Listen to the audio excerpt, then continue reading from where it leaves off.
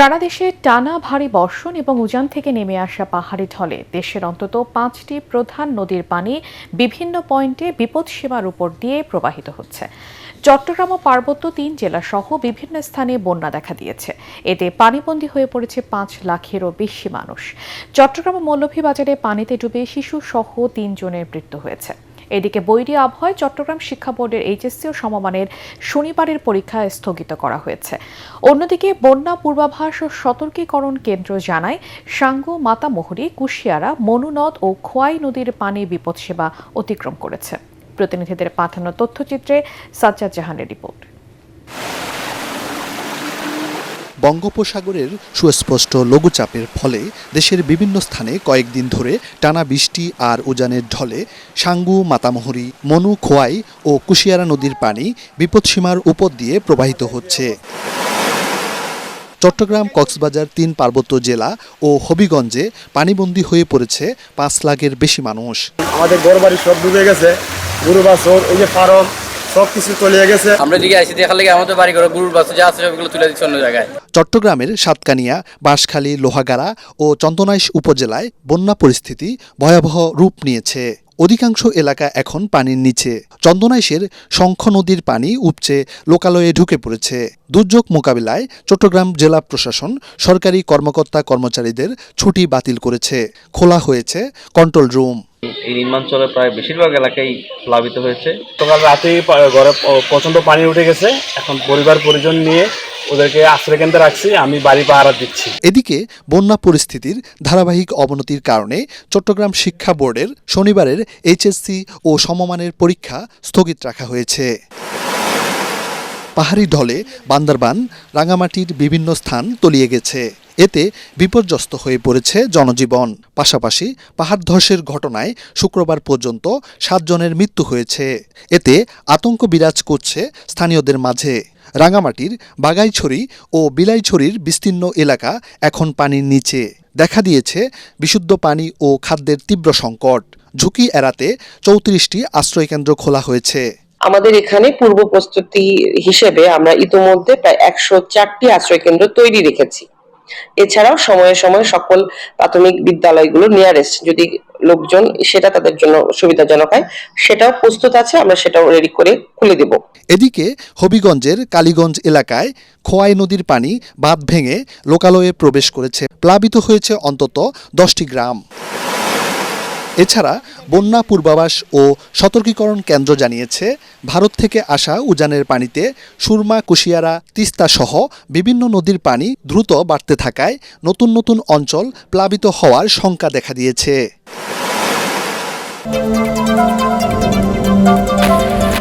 টানা বৃষ্টিতে চরম দুর্ভোগে রাজধানীবাসী।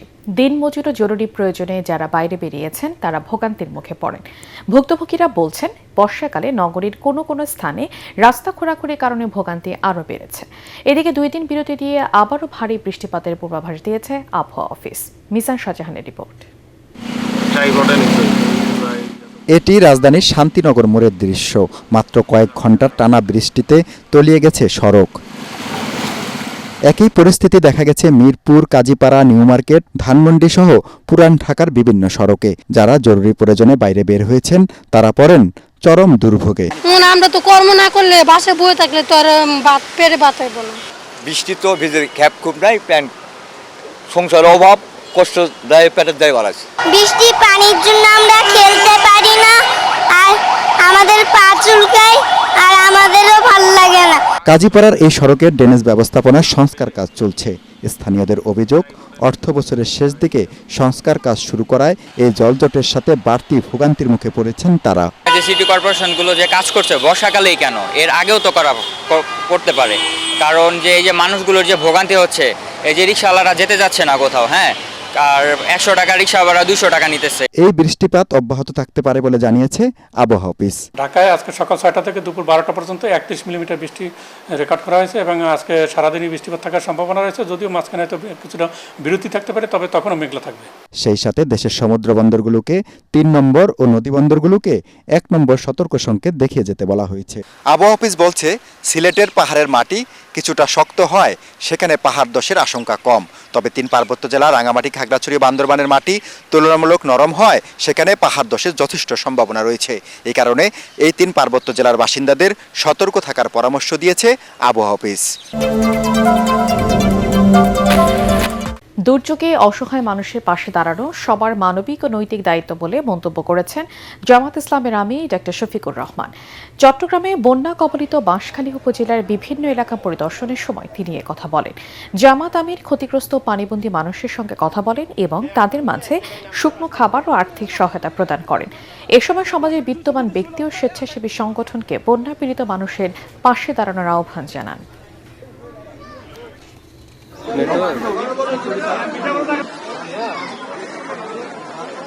আমাদের দেশ এই ধরনের বন্যা খরা দুর্যোগের কবলে প্রায়ই পড়ে। এখানে ধৈর্যটাই বড় বিষয়।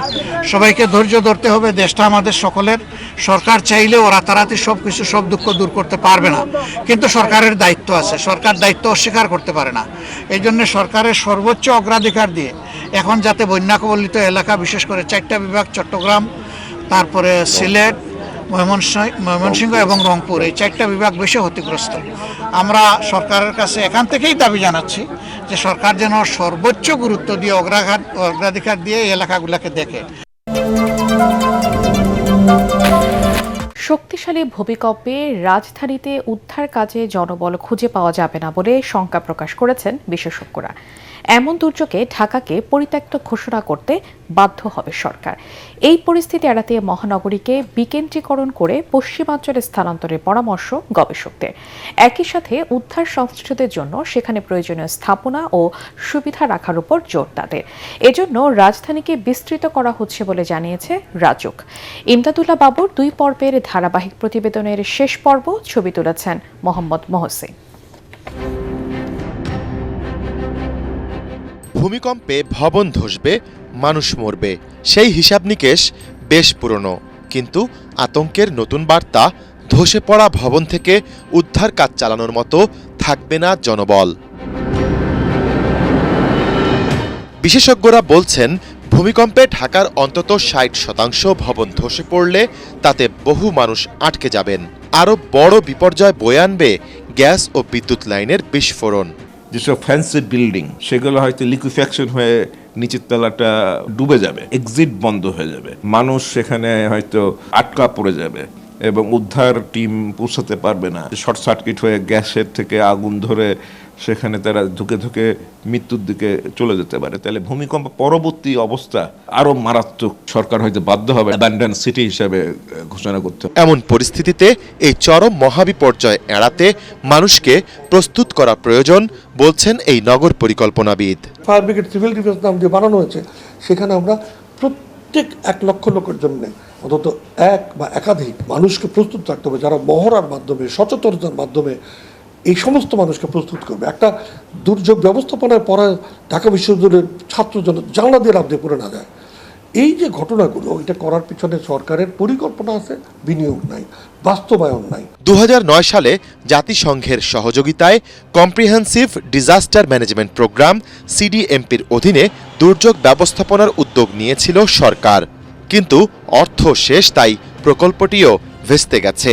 CDMP 65,000 ভলান্টিয়ার তৈরির তাদের প্রোগ্রাম ছিল, সেটা তো আজ থেকে প্রায় 20 বছর হয়ে গেছে। এখন তাদের বয়স হয়ে গেছে, তারা ডিসপ্লেসড হয়ে গেছে। যেহেতু ভূমিকম্প আমাদের দ্বার প্রান্তে অবস্থান করছে, আমাদের উৎস হচ্ছে পূবে, তাহলে পশ্চিম প্রান্তে ভূমিকম্পের আঘাতটা অতটা মারাত্মক হবে না। তাহলে আমাদের অনেক স্ট্র্যাটেজিক অনেক জিনিস, সেগুলো যদি আমরা পশ্চিমের দিকে নিয়ে যাই, তাহলে ভূমিকম্পে ঢাকা শহর ক্ষতিগ্রস্ত হলো, পরবর্তীকালে আমরা দ্রুত আগের অবস্থায় ফিরে আসতে পারি। পূর্বাচল থেকে শুরু করে পুরোটা এই দিক থেকে ঘনবসতিগুলোকে একটু বিন্যস্ত পরিকল্পিত জায়গায় রিকনস্ট্রাকশন, রিডেভেলপমেন্ট করা, এর জন্য আমরা ব্লক ডেভেলপমেন্ট কার্যক্রম করার উদ্যোগ নেওয়া প্রয়োজন। তবে রাজুক বলছে, ঢাকার উপর চাপ কমাতে আশপাশে উপশহরকেও আধুনিকায়ন করা হচ্ছে।